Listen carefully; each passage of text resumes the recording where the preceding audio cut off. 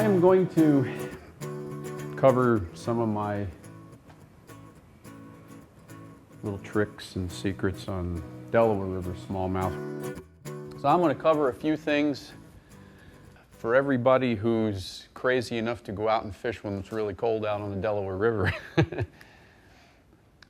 I'm going to first cover winter's big miss, and the first thing I'll say about, I can illustrate this better with a story. Anybody who knows me knows I like to tell stories. Fishermen like to tell stories, so I'm going to tell a story about that first bullet bass go dormant. I was under that impression for a long, long time, and I suffer from a case of Herbert Spencer's theory of contempt prior to investigation. So basically, I have ideas in my mind, and once I create a scenario or an idea in my mind, it's really hard to get it out of there. And one of the things that I had built in my mind was that bass don't eat in the wintertime. Now, thousands and thousands of ice fishermen over the years broke through that lie in their heads and got to the point where they were able to go out there and catch fish through the ice in the wintertime. But me, no, you can't do it, you know. So I start getting into, into smallmouth fishing years ago, and I was reading forums and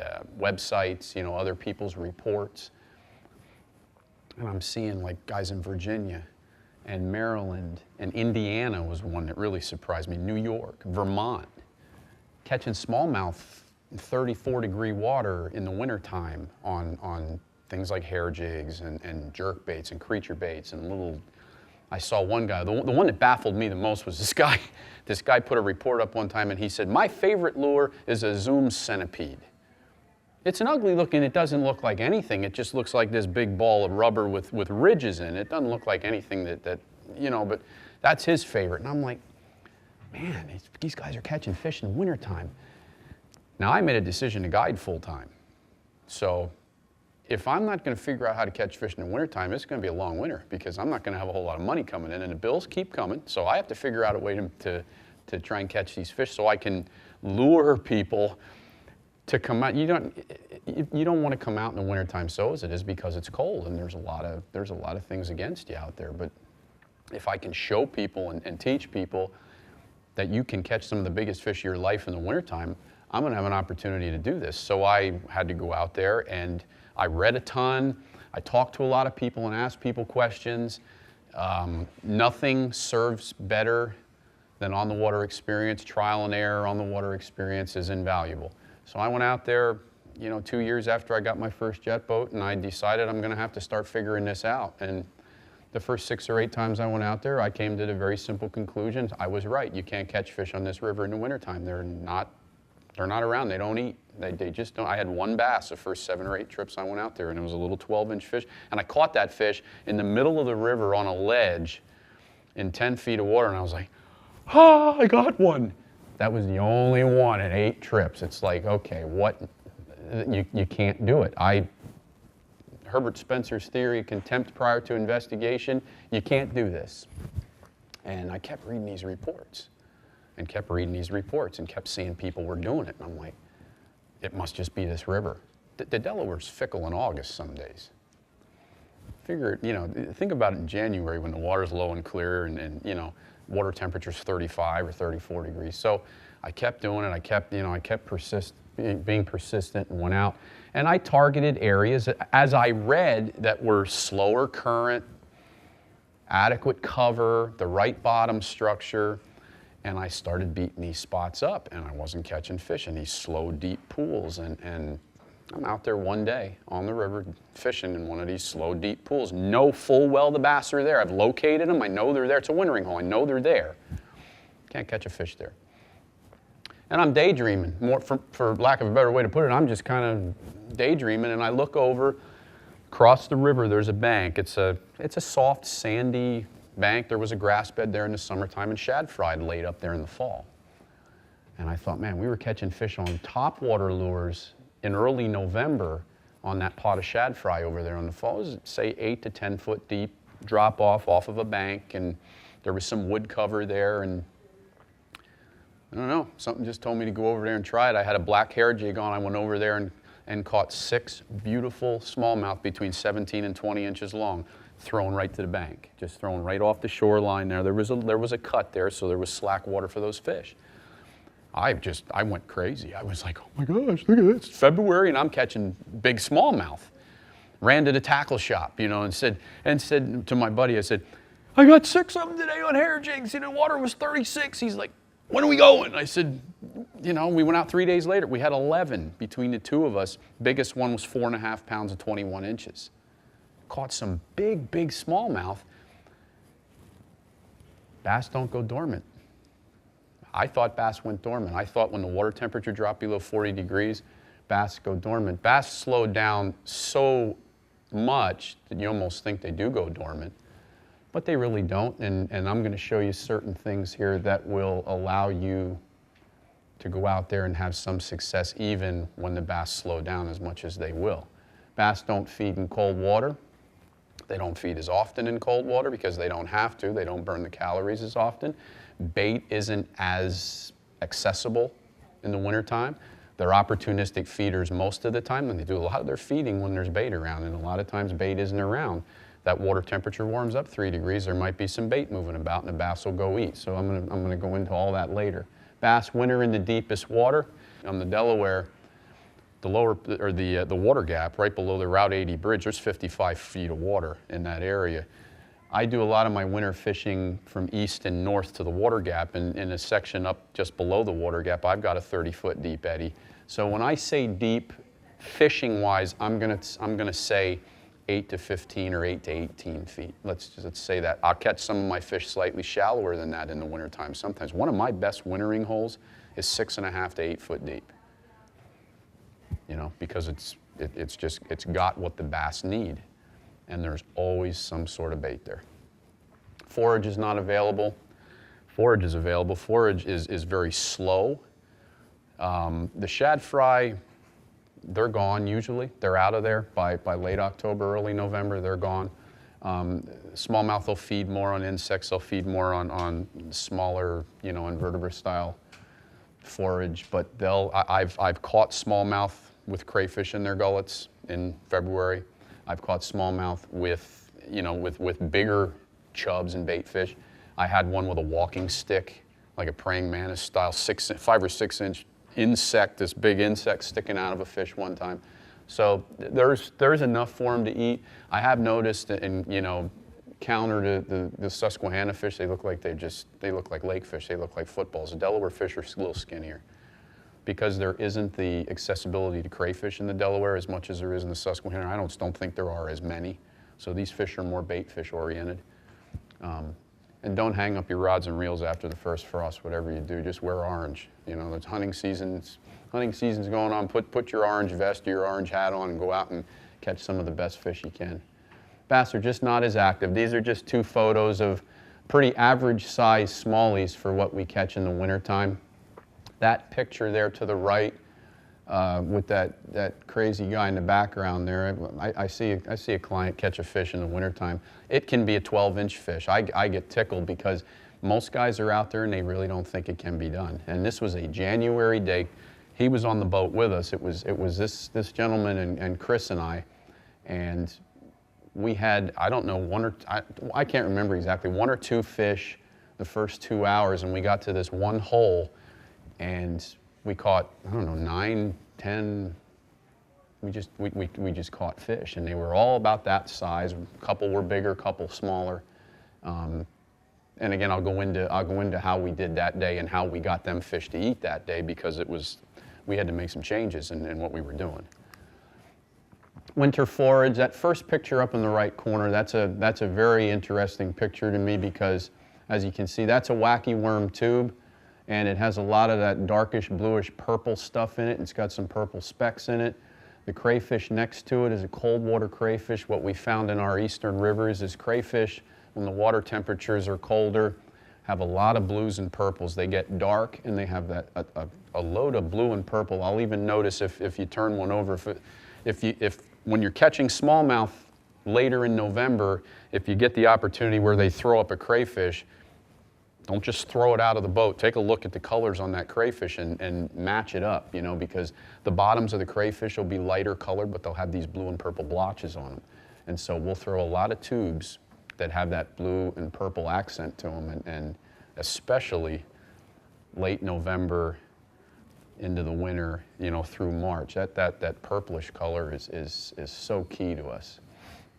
You got a couple of different minnow styles there. You have your dace and that green banded darter at the bottom there. That's another interesting one, because that little bait fish, it's obviously it's named a darters, but it's down on the bottom, and it's doing these little, you know, these tiny little 3 to 8 or 10 or 12-inch little movements down there. And when it's colder, those movements go a little bit more slowly, so they're a little bit easier for the bass to grab a hold of. Our darter jig imitates that bait very nicely. There's an American shad fry.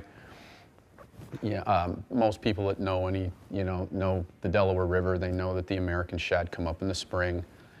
They're in the river from mid to late March, and the lower reaches of the river right up through till June. I've seen them in there in July, you know, up in towards the water gap. They're still in there. They spawn, and those little dogs are in the river all summer long. They start out mid to late June. I've seen smallmouth feed on them as early as mid to late June. They're only about an inch long, an inch and a half long at that time.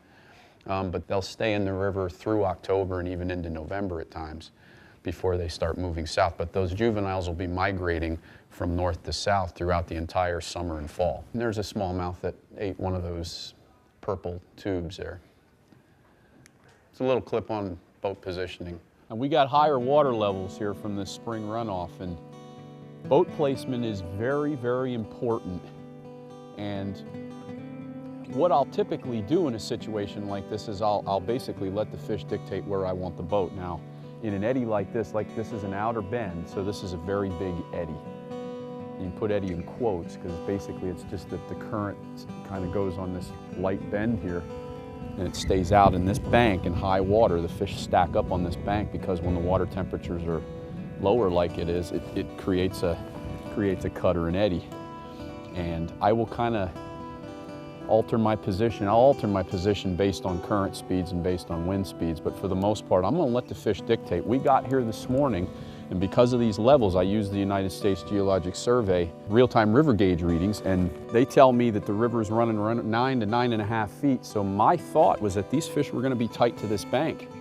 And because they are letting me know otherwise, I have moved my boat out a little bit more than I normally would. And it's easier to hold out here because there's more current. When I get in tight, I got that back eddy pushing me upstream, so it gets a little tricky. But boat positioning is very important. So I'll let the water conditions, the weather conditions, and the fish, those three factors dictate where I position the boat when I'm fishing in the river in the spring. There's a story behind that clip. We were shooting a show that day up in the Delaware water gap. That gauge that day said 9.5 feet. Typically 9.5 feet, we knew that area we were going to, that was perfect. That's going to push those fish into the eddies, and as I said in the clip, I expected the fish to be tight to the bank, and we found out very quickly that they weren't. You know, so I moved my boat out further. I was in tight initially, and we were casting to the bank, and we weren't getting bit right away. We caught a couple, we caught a few fish, but as I moved out and we could work those baits from the bank out into the middle of the eddy, those fish had already started to relax off there because there was no current. It's a real long eddy. We had to really alter the boat position that day based on that. Now, if the water was up and those fish would have been tighter, if it was dirtier, I think they would have been tighter because they'll relate to cover more. But if the water was up on that bank, I would have been in much tighter, probably inside the current seam, or even below the head of the eddy casting up and out. You know, that's how I'll attack it, but it changes as water levels change. Boat positioning is huge, and I'll tell you another thing is, if you're a bank fisherman, a shoreline fisherman, you have very good opportunities. If you can find an area holding fish in the wintertime, shoreline fishermen can really, really have at it in the wintertime. Probably more time than any, because you can just sit in one eddy all day. And if the fish are located in that eddy, you can catch a lot of fish in the wintertime if you're a bank angler. This slide is titled Location. This was the one thing that got me in that first story I told. This was the thing that I really had to start to branch out on. I had to start becoming, as number 7 says, be flexible. So I'll just knock some of these. Reduced current for holding bass Smallmouth in the wintertime, water temperatures are low. Smallmouth's metabolism is very low. They're not going to eat as much, but when they do eat, they're going to eat bigger meals. They're going to hold in less current.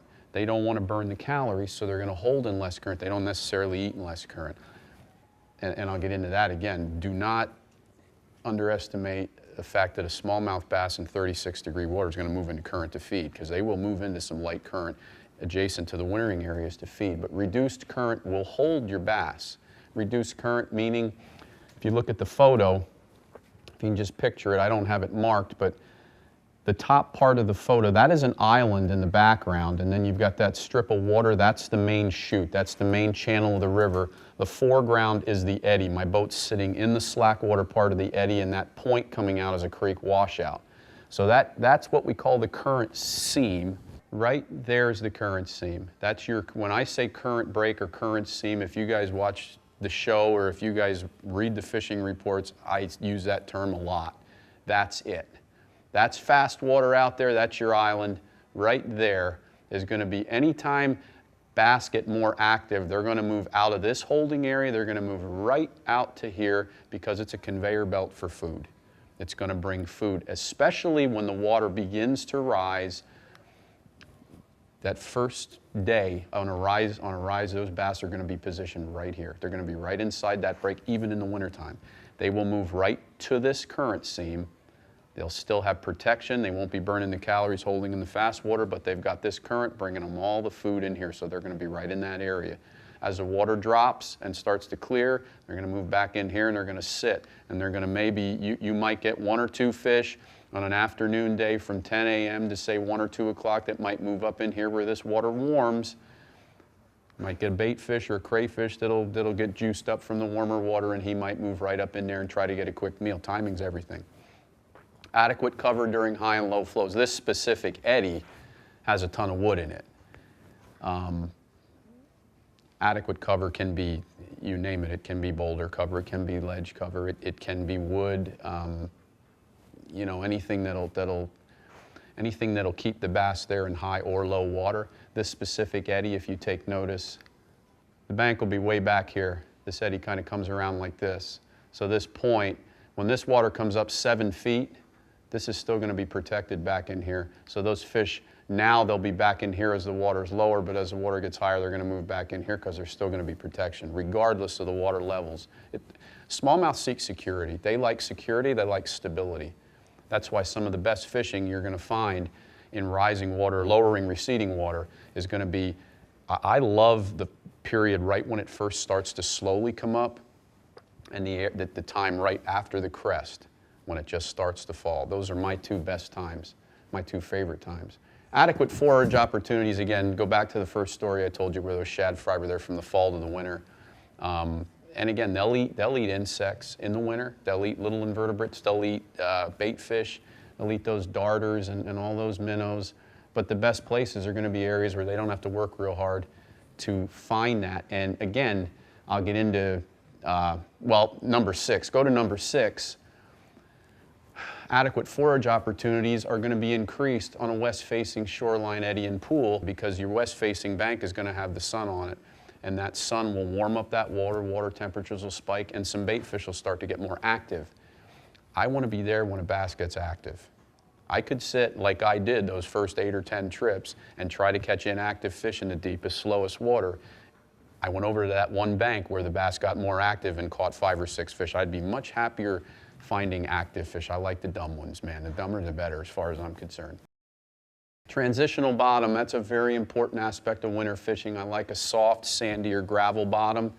Picture a bottom in the summertime, and again, I find a lot of my best wintering holes in the lowest, clearest summertime water that I can because I get to see what's on the bottom. I get to see, you know, you just see more when the water's high. It's hard to see it. It's, you know, I know how to read a river, so if it's high, I'm going more on visible, what I can see with the naked eye, what kind of bank it is or what's breaking the water, whereas when the water gets low, I get to see what's underneath me, you know, so that's a really important thing. So a transitional bottom is a carpy type of a hole in the summertime where grass beds would grow. It's soft. sandy, mucky, and you see a lot of carp jumping or hanging in there. Anything that merges with, you know, where that soft sandy bottom merges with ledges and boulders. That's a classic wintertime area. Bass, traditionally, whether they're in a lake or a river, they like change. They like some kind of a bottom contour change. If you go to a lake, one of your prime areas on a map, if you're looking at a map, is going to be your creek mouth that are coming through the lake, because it's a big change in the bottom. Warming influences, spring seeps or power plant discharges. In a little example, I did a trip a couple of years ago. I put my boat in, and I saw the water temp was 34 when I put the boat in. I was like, whoa, 34, man, we're going to really struggle for bites today. And it hopped up to 35. So it was around 35 degrees most of the morning, and in the afternoon I was like, okay, I knew there's a power plant upstream. Now power plants, they're not throwing hot water in the river anymore. They're cooling it in retaining ponds, but there is a slight warm up in that water. And I went up and below the power plant. Now and it's not an eddy, it's not calm water where I was fishing. There was actually some light current in this area. Water temperature was 38 degrees. It was a 3-degree difference, and that's all it takes in the wintertime on the Delaware. 2 to 3 degrees, and you're in some days. Not every day, but some days you're in. That's all it'll take, just to get one moving. And when one moves, another one might move. Or if the bait moves, you might get 6 or 8 bass to move. That's what happened on that bank. I don't know how many fish. I think I had 8 or 10 bass off that one bank, just because that water temperature was higher on that bank. West-facing shoreline eddies and pools, again, it's just going to get the warmth of the sun better on a west-facing bank. And be flexible. And the reason I wrote that is because I used all 6 of those options one day, and I'm running my boat, and I looked over on a shaded east bank. And I said, man, it's got all the other characteristics. I'd never tried fishing there in the wintertime before, but it was shaded. And I mean, it was afternoon, it was cold. So we're sitting there fishing, and the guides are icing up on the rods. You know, it's cold there. And we caught fish out of that bank. So it was like one of those deals where, well, yeah, but it's not west facing. I'm not going to fish it because the sun's not on it.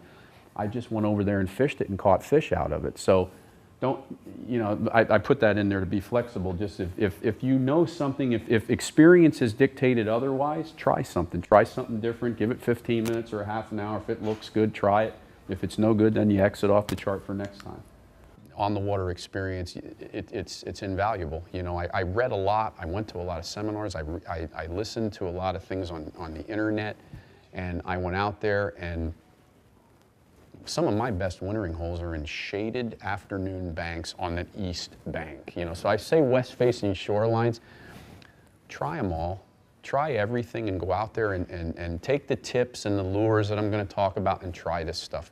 And you know, then you'll be able to come out there and you'll be able to say, man, I'm in the shade, it's 1 o'clock, he said it was supposed to be sunny here. Look, I'm catching fish like crazy. And send me an email, man. I'll be happy to death to let you, if you're going to catch fish. I may even ask you where you caught them. Match the hatch, my 6 choices for triggering strikes. Forgetting smallies to move. You know how you feel in the wintertime in January on a Sunday morning?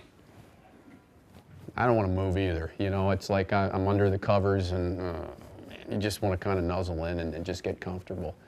I'm out there on the river.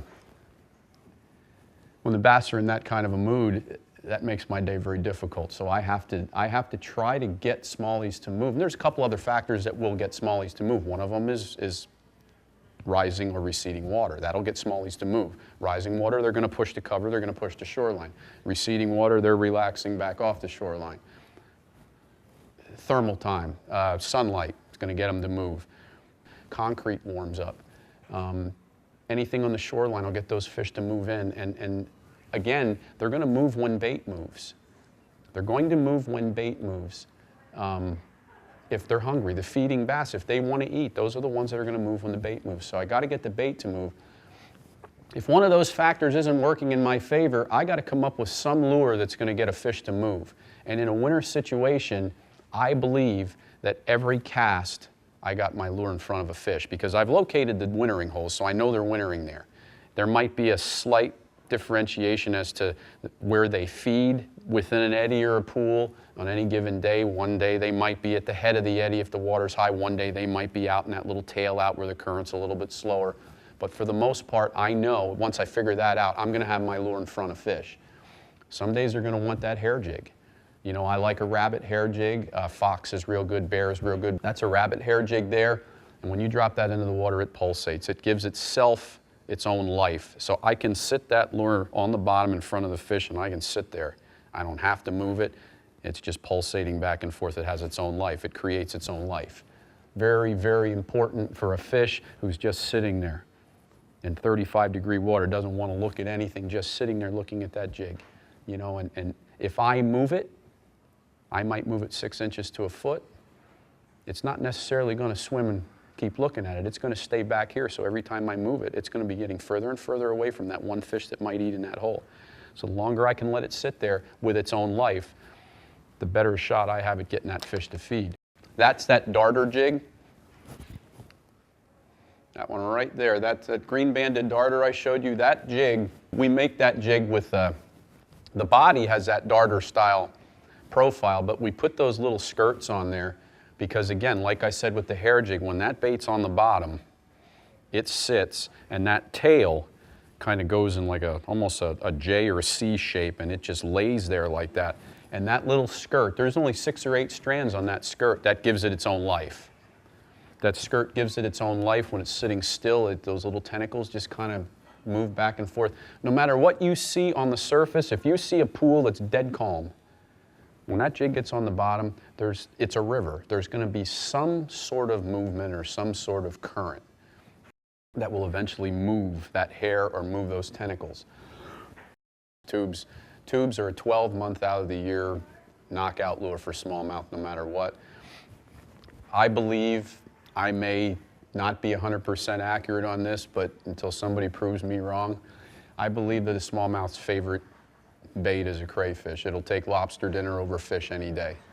And in most conditions, if you have an aquarium and you have a smallmouth in an aquarium and you throw 3 or 4 different types of prey in there and a crayfish is one, it's going to go after that crayfish first. So a tube is 12 months out of the year. We change the way we fish them in the wintertime. We have a smaller profile. That there specifically is a 4-inch tube, but I've found over the years lately that I'm going to a smaller profile tube. A 3 or 3.5-inch tube seem to be it increases my number of bites. I'll get the bigger fish to eat that one yet, especially in the winter, but in the wintertime, sometimes, and when the water's clearer, they definitely will want a smaller profile tube. That one right there is our little honey. That's the Chris Crinkle worm. We actually developed that worm, and it was a funny thing because that first picture I showed you with those, when I told you the story about Chris and I being out with that gentleman, we used worms that day. I was out on the river and I got to a wintering hole that I had found, and I knew there were a lot of fish in that hole. I had caught a lot of fish in that hole for you know, that previous winter and in years past, and the water got clearer. I threw hair in there, I threw a grub, I threw tubes, and I threw a jerkbait. And I probably, like I said, I don't remember if I threw the darter, but I probably threw that thing too. I almost always do. And I didn't catch a fish, and I knew they were there. I'm like, man, oh man, I know they're here. I'm gonna try one other thing.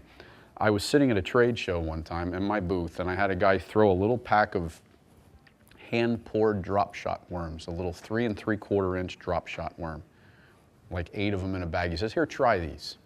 I made these. I'm like, oh, okay, thanks. They went to the bottom of my soft plastics bag, and I never even looked at them. And God's pretty cool, because I was out there that day trying to figure out how am I going to get these fish to eat, and that thought about that guy handing me those worms popped right into my mind, and I was like, okay, where are they? And I went rummaging through my bag and found that little bag of worms and put them on my jig head. I used them on an 1/8 ounce ball head. They're much better on a football head, but I didn't have any football heads with me, so I used it on a ball head. Caught 9 smallmouth after I'd fished through that hole. I'll bet you 45 minutes or more. And I caught 9 fish going to that worm. So I went home immediately and I said to Chris, we need to develop a little soft hand-poured worm with one of those same little tentacles that's on that darter jig. On the Delaware, when the water gets clearer and lower, that's a perfect lure. The profile's thinner, and again, those tentacles give it a little extra life. And I've had some success in the wintertime on little 3 and 4 inch grubs, just dragging them very slowly on the bottom. When the bass tend to get a little bit more aggressive after a warm up, and I'll get into that a little bit in one of the next slides, but you get that grub tail working across them rocks, sometimes they'll thump it. And my best color on grubs has been some kind of smoke or smoke purple. When I'm fishing either that darter jig, this Kris Krinkle worm, a tube, or even a grub, it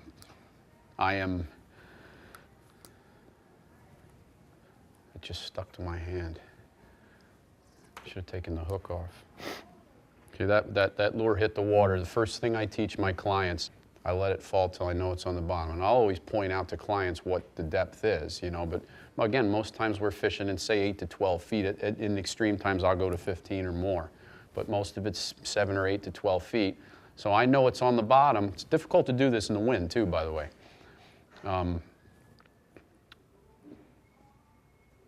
That's what I'm doing with my rod. I'm not going like this, because did you just see how much that lure just moved across the floor? If you can see that, watch how far I sweep my rod. I sweep my rod 1.5 foot, and now how far did that move? 3 or 4 feet? It's amazing.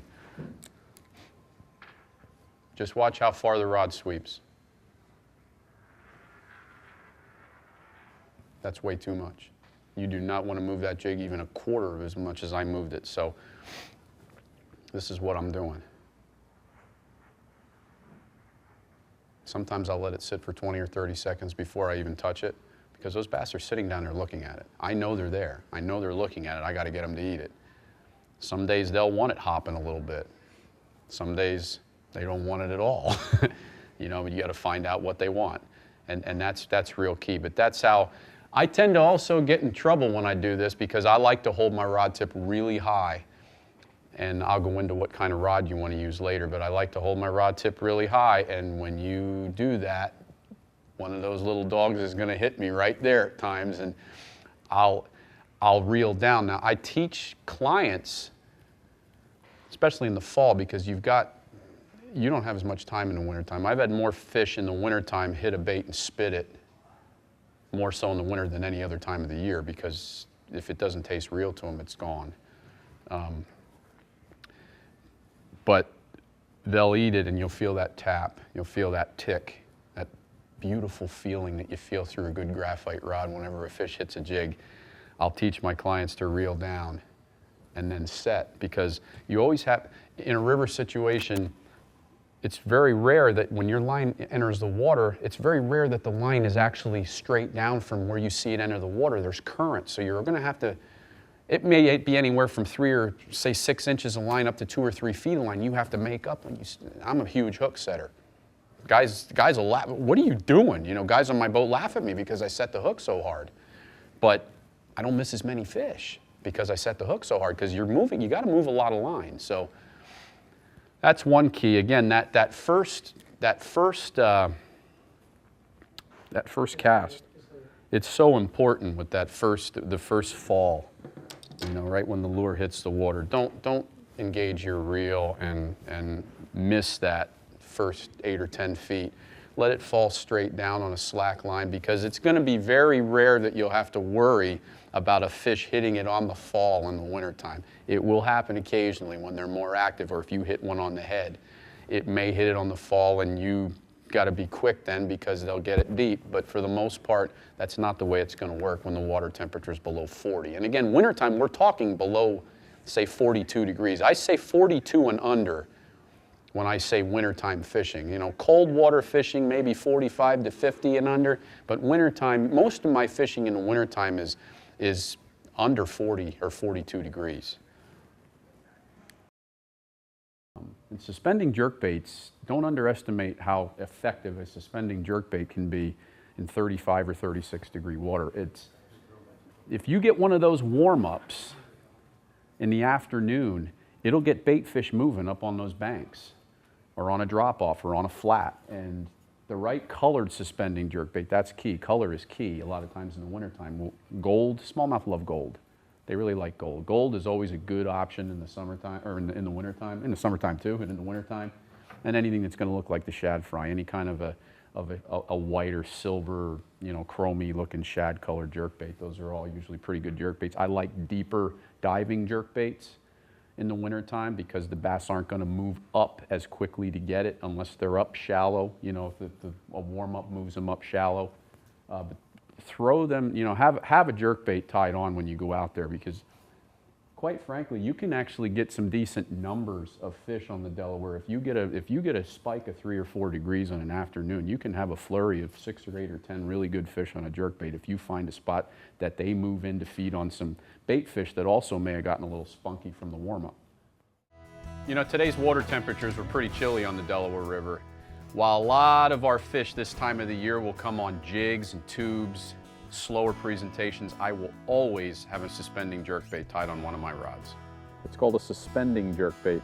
What that means, there are chambers in the belly of this bait, and they are full of weights, or like BBs.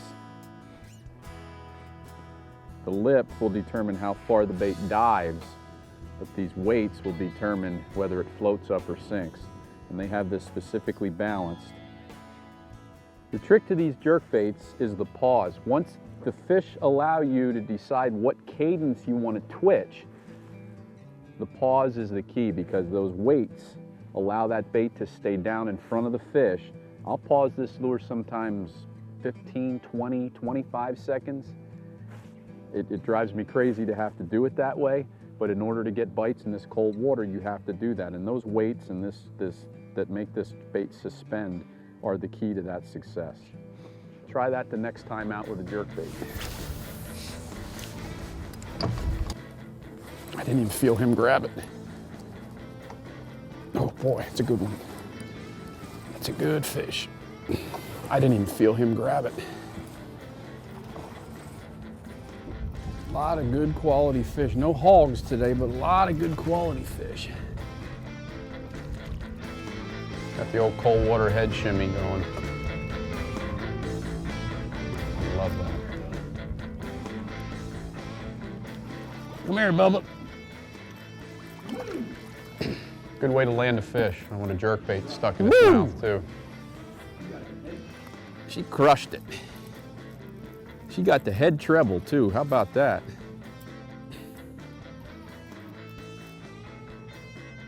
Good smallmouth.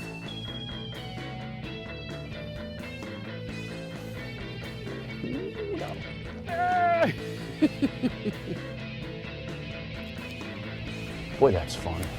When fishing with a suspending jerkbait, you need fishing line that has good stretch while staying strong and sensitive.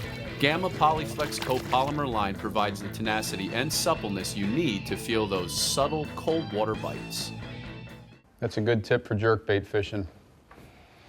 That line tip and a softer tip rod for jerkbaits is always a really, it's imperative because if you use a stout graphite, almost like a jigging style rod, you're not going to penetrate them hooks. A lot of times if you're using braided line, something with low stretch and a heavier rod, you're pulling the hooks away from the fish before they've penetrated. With that softer tip rod, my hookup ratio will be double.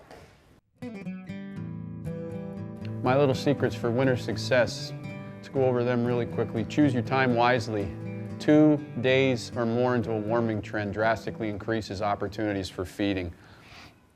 If a cold front comes through in late January or early February, and the water, you know, I've got air temperatures for the last 3 nights in the teens and highs during the day in the 30s, I'm not going to go fishing that 4th day. If I've got a warm up, you know, 6 days after the cold front comes through and you had that cold snap, and then, you know, the 4th day it's 45, the 5th day it's 45. Nighttime temperatures are starting to creep up, and that you know, you want to get in there after the warming trend. You know, 2 or 3 days or more. Timing is everything. 10 a.m. to 2 p.m. That's your highest point of thermal heating on the river. Again, wintertime, your sun angles are key. You have the lowest sun angles are from around, just prior to the winter solstice, which is December 20th, December 21st through, say, second or third week of January. So from the end of November through the third week of January, you're going to have less of an opportunity of the water warming at that time frame of the year. Mid to late February and into March is my absolute favorite time of the year to cold water fish, because your sun angles are higher. Those fish are getting a little more active, bait's getting a little more active, they're going to move more. The days are getting longer, so you have daylight longer, so it's just, you have a more tendency of getting more active bass longer. That window might be 10 a.m. or say 9 a.m. to 3 or 3:30 late in February. Right around Christmas, it's going to be about 11:30 to 1. I've literally had trips. I had one trip in February with a guy. We fished for 3 hours and had nothing, and fished the same wintering hole, and I had 4 bass in 20 minutes. And then 20 minutes later, they were done, and that was it. That was the window that day. Clearwater, you're going to have a less window on the Delaware. You're going to have a much smaller window. BioEdge fish attractant, we use the crawfish. It's a wand. It's in a chapstick-like applicator. This stuff is really good stuff. No glass, go graphite. Again, that goes back to the jerkbait rod. You got to use a good graphite rod, especially when you're jig fishing. I'm going to use a softer rod for a jerkbait in the wintertime, but when I'm jig fishing, which I'm doing probably 70% of the time, don't use a rod that has, I always joke around, I'm going to make a sign up on my guide boat that says no ugly sticks allowed. Because I get clients that get on my boat and they have ugly sticks and they're wondering why they can't feel bites. They're wondering why they can't feel rocks on the bottom. They get snagged constantly because I'll throw graphite and I can feel what my jig is doing on the bottom. It's just going right across wood or right across the ledge. I can feel everything with a good graphite rod. If you're throwing a crankbait, glass is great, but for jig fishing and in the wintertime, go graphite. Don't underestimate soft current even when it's frigid. If the bass get that 45-minute warm-up, they're going to go near or around soft current because, again, it's bringing them their food. So they're going to feed in that area. They may only move 10 feet from a little pocket of calm water out to soft current, but they'll be in that current to feed. Dirty water. I want something with a slightly larger profile, like a tube, a creature, which is that darter jig. I'll consider that a creature, or some sort of a beaver style bait. And hair. And clear water, I'm going to go to a smaller profile worm or grub, and I'm very likely on the Delaware, when it gets low and clear, I'm going to go to fluorocarbon line because I'm going to be able to feel the soft bites a little bit better, and it disappears underwater. As that water clears on the Delaware, those fish just get finicky. And I'm going to downsize. I'm going to use skinnier, smaller profile baits. If fishing alone, share your itinerary with somebody off the water. There's a couple safety tips. It's common sense basically, but I mention it just to be politically correct, I guess. If anybody, tell somebody where you're going to be, because you just never know what can happen out there. Wear your PFDs, drink warm soup, and tea. Soup's a really good idea when you're out in the winter. It's a really, really good idea because it serves 2 purposes. It gets you filled up with your calories, and it also warms you, so it's a really good idea. Dress warm and dry, and pack a dry bag with extra clothes, thermals, hats, gloves, matches, and healthy snacks. I'm a health nut. Other winter surprises. There are a lot more walleye in the Delaware than people think. It's loaded with them. It's really loaded with them. They're difficult to pinpoint, but when you pinpoint them, I know guys that guide for them upstream that will put 30 in the boat in a day. That's extreme. I haven't heard of any more than that. I've heard of 14-pound walleye being caught out of the Delaware. That one there, that one was about 5 or 5.5 pounds. That guy's a moose. 6'6". He's a really big dude. So he makes that fish kind of look small. That was a really big walleye. We got that tiger muskie in cold, clear water. He was flipping a spinnerbait. In very late winter, might even have been early spring, but the water was only like 43 degrees. He caught that 40-inch tiger muskie. And you even occasionally you even get a double on the Delaware when you locate them fishing in eddy, and we caught both those fish on hair jigs on consecutive casts. I caught one, my client caught one. But the walleye, there's a lot of walleye there, and we caught both of those walleye right there. That one and that one ate spinnerbaits. Some of my biggest walleye come bass fishing on spinnerbaits in the Delaware. They'll eat jerkbaits, they'll eat traps, they'll eat tubes and grubs. My bigger ones tend to always come on fish that'll, I've been watching them for the last 2 weeks as the water got a little clearer. Fishing, you know, they're trailing spinnerbaits. They look like submarines. They're just behind it. And I know as soon as one hits it, I know right away that it's a walleye as opposed to a smallie, because as soon as it hits, they just pull. The smallmouth, they come out of the water and they go crazy. A walleye, you just feel that, and they fight for about 12 seconds, and then that's about all they got. There's a lot of them there. I've got to show you this other picture here. Well, that picture there, this fish, that fish was almost 22 inches. I caught that with Chris, and that was very early March, actually. I put that in the, that's my spring seminar, but I put that in my spring seminar just because it was one of the first warm days of the winter, late winter. What's that? The trees were just biting. Yeah. It was really cold. I mean, water was 43 that day, 42 or 43, and I caught that fish on one of those darter jigs. I didn't weigh her, probably 5 pounds. I mean, she was every bit of 5.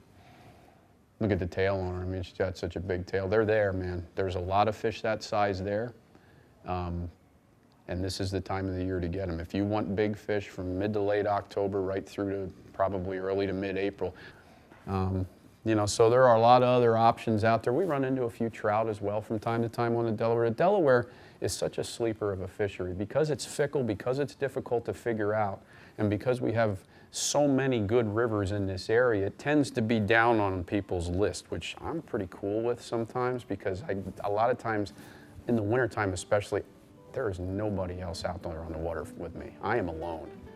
And you talk about peace, man. No wind and a little bit of snow flurry activity, and no weed whackers, no jet skis, no nothing, man. And I'm out there catching smallmouth. You can't beat it. I mean, it's the best time. Nice smallie.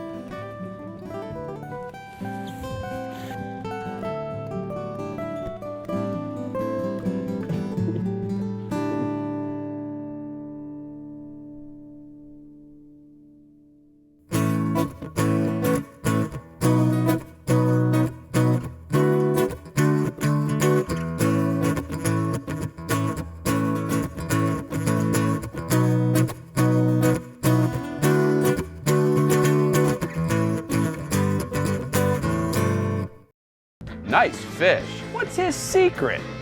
It's wacky worm where bass is king. Crankbaits, spinnerbaits, jerkbaits, and more. Check out our 70-foot wall of plastics. Over 800 rods and reels from the leading manufacturers. Plus our own handcrafted jigs and soft plastic lures. For tons of tackle and friendly service, Wacky Worm, the true secret in fishing. When it comes to fishing, there's a fine line between failure and success. There's a fine line between winning and losing. There's a fine line between the trophy and just another fish story. That line is Gamma.